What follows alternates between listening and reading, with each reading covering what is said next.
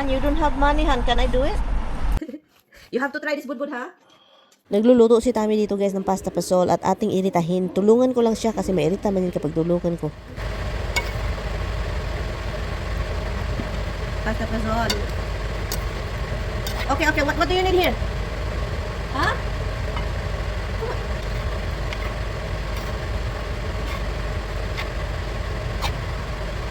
Why, you need to take this out?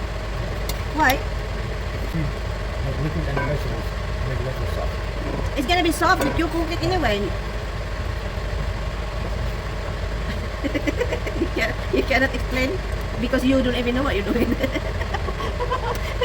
So apparently I know something right. No one eats this, only you. Only you, Han. No one likes it except you. You don't give this to anyone. Okay. To who? Not that when I canned it before. And do you have a thing for the juice?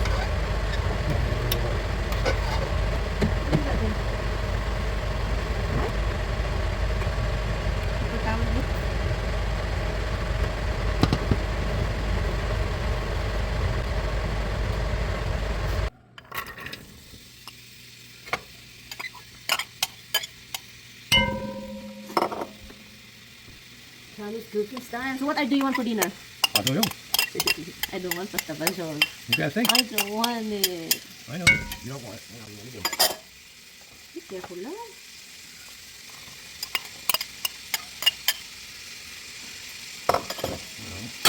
What next?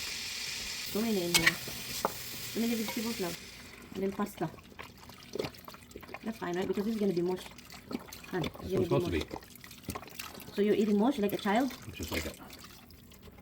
This is not enough sauce. Because you have the meat and the thing, and you don't want a dry pasta pasol. You don't like dry. Oh, it's right. Add water with it. 4 cups in 1 box, so that's 1.5 box. So, So, add more. I don't care. That's all. I don't believe that. You have to add more, love. Yes, I think you just add it. Add more if I need. Ay, lagi buot-buot, Mirian. Mabuot-buot man jud ka. Oy, nga si Tami man tawag nagluto diri. Anong sige man jud ka gabuot? What's next? Cover it. Done. Right here, the cover is right here. This is always the cover. What happens to the big metal cover? That's not the cover. That's the cover.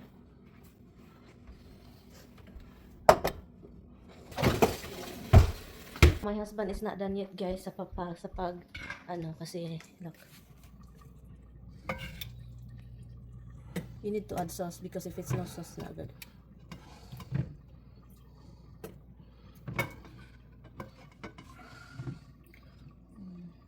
Put a lot of. That's why. You said no tight. So ano ng oras guys, late na pero hindi pa rin siya tapos sa kanyang pag-pressure canning, no? Nagpre-preserve na naman siya ng kanyang pasta pasol. Paborito kasi niya yan guys, no? But anyway, so good for ano yan siya, 1 year and something months, I don't know. Basta yun yung pinagagawa niya. Masaya siya sa ganyan guys. Iwan ko na lang. Ay, hindi siya ganito noon yung magpe-preserve. Ngayon, preserve na siya ng preserve. And then ito naman yung pinakaayaw ko, yung pressure canning. Kasi talagang magkailangan mag-pressure dyan at takot akong sasabog guys pa sa pressure cooker na guys. Alam nyo guys, itong asawa ko, palagi na lang yan siya at katatapos lang niya nagluto. So ako naman, kasi sabi niya sa akin, hindi ko daw siya tulungan, ganun. Kasi ano ba, nakakapagod kasi yung kaning guys. Yung parang wala akong sa kaning, mag-can ba ng mga mag-preserve ng mga sauce, mga whatever, kung ano yung pre-preserve niya. So, ayaw niya magpatulong, pero tumutulong pa rin ako guys at I'm very annoying kung ako yung tumutulong. Kasi ang dami kong sinasabi. So, ngayon yung mga washing, tinutulungan ko siya para hindi din siya mapagod ba. Kahit alam niya na, kahit sinabi niya sa akin na hindi daw ako tutulong. Pero hindi man pwedeng hindi ako tutulong guys. Ang kusina, ang dumi. Ang lalaki kasi guys, lalo na mga pag may pasta sauce, may mga sauce ba, nagtalsikan kahit saan guys. So kaya kailangan siyang iba naman kasi talaga yung lalaki din So yun, tinulungan ko lang siya. Ito, hugasan sana niya. Sabi ko, relax. Ako na yung maghugas para diretso na yan dry and then atin na yung ikip kung saan diyan nakatago kasi para naman wala masyadong ganap dito sa kusina. No? Kalukuhan talaga ito. Kaya sabi niya, hindi naman yun dapat hindi mo naman ako dapat bantayan. Sabi ko, gusto ko itang bantayan. Gusto ko itang bantayan Ito yung na-preserve niya guys, oh. Ang sobrang init guys. So, yan po, yan sa pressure. Yan, tapos na yan, in-off niya, and then pabayaan lang dyan. So, ito yung na-preserve niya. Sobrang init niya, no? Hindi na siya pwedeng i-open. Kasi kapag i-open mo yan guys, kainin mo na yan. Aabot pa yan for next year. Matagal pa yan masira. Yan. Ganyan yung inano niya. Gusto talaga niyang mag-preserve.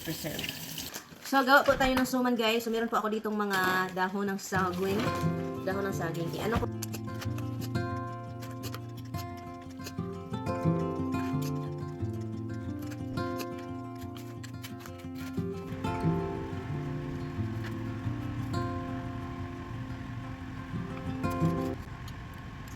You just start. Yes, I'm dying. I'm collapsing soon. I cannot cook my budbud yet. You have to try this budbud, ha? You never try my cooking. Budbud, kayo dyan, budbud. Budbud, malinda na ako guys ba? Mag-try tayo magtinda sa ano guys, sa parking lot. Budbud. Don't worry, my hand is very clean. Yan, very clean. So yan, kailangan ninyong maghugas ng ilang bisis sa isang minuto. Charot. So, ano yun? Dahan-dahan lang kasi nakakangawit sa kamay po ang magpuga ng kasaba talaga.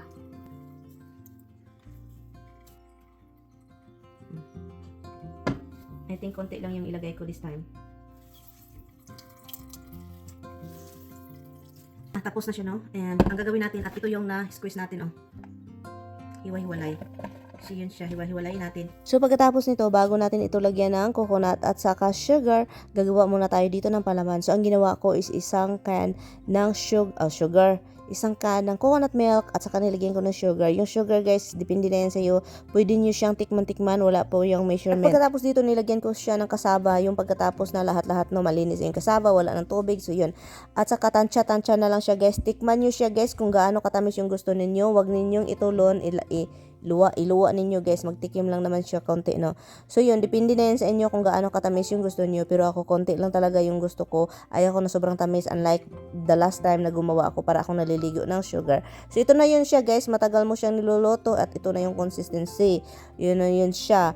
So wala talaga itong measurement, no. Pagkatapos balik tayo dito sa ating kasava, nilagyan ko siya ng coconut milk and then tansya na rin lahat dito. At dahil nakulangan tayo sa isang kanang coconut milk, nagdagdag ako ng konti lang guys, no, kapag maglagay para hindi masobra kasi wala tayong extra na kasaba pang dagdag, baka maging malata siya, no, masobrahan siya ba. So dito mag-start na tayong magputos-putos sa ating budbud guys. So no, ito madali lang pala guys kapag sobrang yung dahon. Kapag lutong-luto yung dahon, hindi siya mapupunit, no. So perfect talaga tong ganito. So naging nasanay ako at ang bilis-bilis lang pala kapag ganito. Next time talaga kailangan talagang lutuin yung dahon ng saging para hindi mapunit. Kasi kapag mapunit guys, nakakairita. So yun, ang saya-saya ko dito kasi ang bilis-bilis na ng ating ginawa at ang ganda ng dahon na napili ko kasi usually binili ito sa tindahan, 'di ba? Ang daming punit guys. At pagkatapos tapos na ako sa pagpuputos-putos sa Tagalog eh. So nilagay ko na dito siya guys, ini-steam ko. Ganito pala dapat guys, mag-steam ka pala nito, wag siyang masyadong marami, wag mong ilagay lahat kasi ang kawawa yung nasa pinakailalim guys. Promise, latang-lata siya guys. So yun na yun siya at matagal ko siyang tinanggal kasi po gusto ko talagang sure na maluto siya. At yun, tinanggal ko na, sobrang init kasi grabe guys. So 19 lang po yung nagawa ko and then bigyan ko lang yung dalawa kong kaibigan kasi nang hingi guys. Gusto nilang magtikim ng aking budbud, oh, 'di ba? So kaya apat-apat sila guys and then yung extra sa akin is nilagay ko na lang siya sa freezer. Kain din pala sila ng budbud ni Demirian. Hi guys, malakas ang ulan. Which is really good kasi yun, masaya yung ating mga pananim.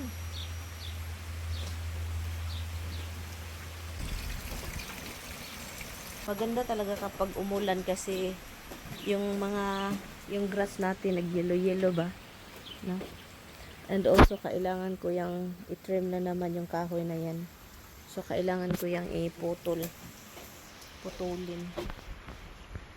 Basta mag-ulan talaga ang ating rosas is nakadapa na. Kadapa basta mag-ulan.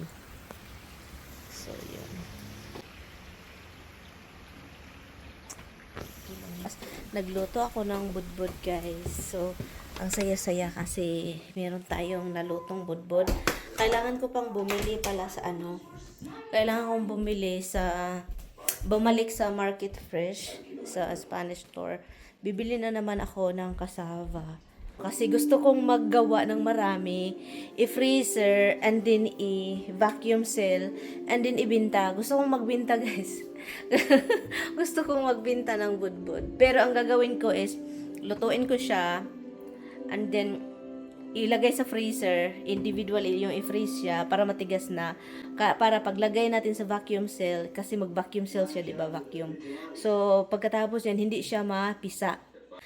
Hoy, palit na mo, be! Para mahalinan daw, para makapalit kong pante. Walang pante si Indemirian. So, ito siya, guys, oh. Ito mo na, ha. Nakita ko sa inyo. Ito yung mga nagawa ko. 19 lang kasi ano lang, konti lang yung na, ano natin. At saka malalaki yung nagawa ko kasi ako lang naman kakain, di ba? So, naluto na yung ating nilutong budbud, no? Soman. So, ngayon, tikman natin, guys. Ito yung nag-flat ng buto ba? So, kakainin ko na lang siya ngayon. Yeah.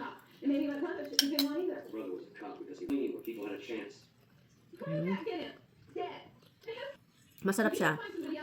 Hindi siya katulad nung last kong ginawa na sobrang tamis. Yung ginawa kong yung nasa gitna yung palaman. Ang daming sugar, guys, nalagay ko, guys. Grabe, para akong naligo ng sukal. So kaya this time perfect niya. Na-miss ko yung steak. Ilang araw na, guys, na gusto ko na talagang mag-steak. Pero ngayon lang ako talagang ginaganahan din, no. Kasi ulan din ng ulan. 2 araw na. Kasi sabi ko kay Tami, magluto ko ng steak dong. And then sabi niya, ayaw daw niya. Kaya gusto niya ng isda. Kasi nag-defrost na naman ako ng isda. Kasi gusto ko kain siya ng kain ng isda. Pero wag lang yung swordfish daw all the time kasi delikado. You know, mercury. Alam niyo na. So, ngayon, pagpunta ko sa freezer, guys, 2 man yun, guys, no? Naka-ano na siya, naka-sealed na. 2, walang isa. So, kaya 2 yung niloto ko. So, meron tayong mga leftover. Sa mga nagtatanong po kung asan po ako nakatira, kasi ang dami-dami po ninyo nagsasabi, asan ka sa New York, asan ka sa upstate, kasi meron na, nandito daw sila sa upstate, or andun sila sa Long Island, or andyan sila sa Jersey. Anyway, guys, ang sasabihin ko lang po sa inyo is nandito ako sa upstate New York, pero hindi ko na sabihin kung anong location, guys, no? Kasi alam nyo na, at sa mga viewers ko din na alam nila kung saan ako nakatira. Kasi meron ding magtataka ako, guys. Meron akong mamit na alam nila kung saan akong tao nakatira. Hindi ko alam kung bakit nalaman nila, no? So, ano na lang, for privacy ba? Huwag na lang ninyong ipagsabi-sabi, no? Kasi talagang marami ding nagtatanong kasi. Marami ditong mga taga dito, mga taga upstate pa, taga New York. And then gusto doon nilang punta. Pero yun lang yung ano ko, guys. Pwede naman, guys, na magpunta. Pero pag-usapan natin, no?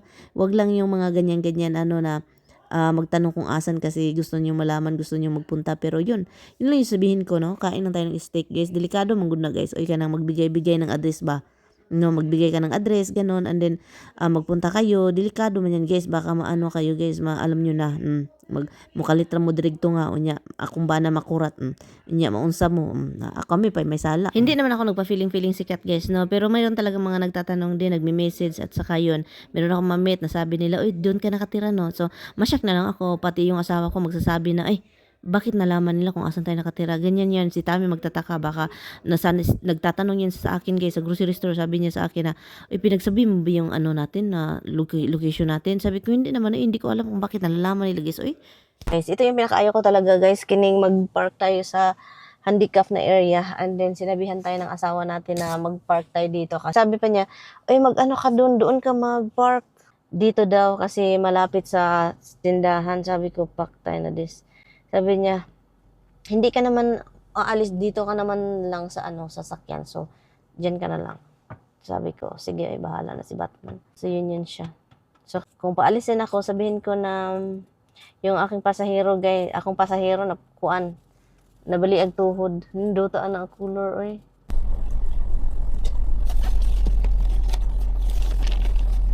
Dami ko.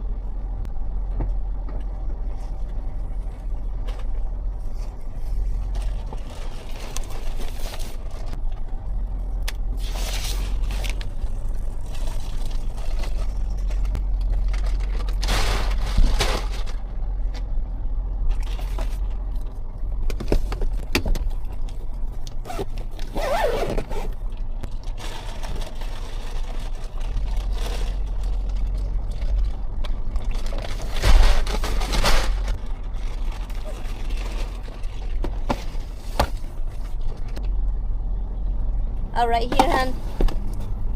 Han.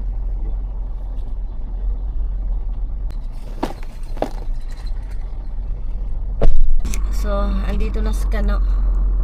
Konti lang yung binili niya. Pero, Han, you don't have money, Han. Can I do it? Maggas lang kami. Maggas lang sa dudong kami. And, then, sabi ko sa kanya na I can pay because wala na siyang pera. Pero ayaw man makinig, guys. Ayaw makinig. Mahal ng... Hindi pala liter dito, guys. Gallon pala. Hindi pala siya liter. So, akala ko liter, gallon pala. Mike's Hard Lemonade, made with real character. Grab some inside today. Kapit na kami sa bahay. Sabi ko kay Tami, wala na palang gas. Uy, konti na lang. Sabi ko, ako na magbayad dong. Kahit ako yung magbayad, siya pa rin nagbayad. Ala, $50. Probably 60. Gustong gusto niya yung ano, I like even numbers. even numbers. Ayaw niyang bungkig, guys.